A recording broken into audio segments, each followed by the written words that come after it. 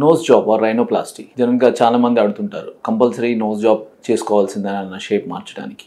కొంతమంది ఇట్లా falls advertisements చూసి సర్జరీ లేకుండా రైనోప్లాస్టీ చేస్తాము, సర్జరీ లేకుండా ఫ్యాట్ తగ్గిస్తాము, సర్జరీ లేకుండా నోస్ షేప్ మార్చేస్తాము మన మసాజెస్ ద్వారా, డిఫరెంట్ టైప్స్ ఆఫ్ మసాజెస్ ద్వారా, different types of ayurvedic medications అంటారు, కొంత ఆయుర్వేదిక్ మసాజెస్ అంటారు, ఆయుర్వేదిక్ అని నేను చెప్పలేను, మసాజెస్ అంటారు.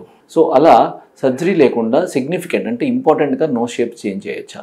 నోస్ షేప్ సర్జరీ లేకుండా చేయకూడదు. ఎస్పెషల్లీ మసాజెస్ ద్వారా అట్లాంటి ఎవరి ద్వారా చేస్తాము అంటే అది చేయించుకోకూడదు. ఎందుకంటే హార్డ్ మసాజ్ చేసినందువల్ల ఒక్కొక్కసారి ప్రాబ్లమ్స్ రావచ్చు, ఒకసారి డ్యామేజ్ కూడా అవ్వచ్చు నోస్.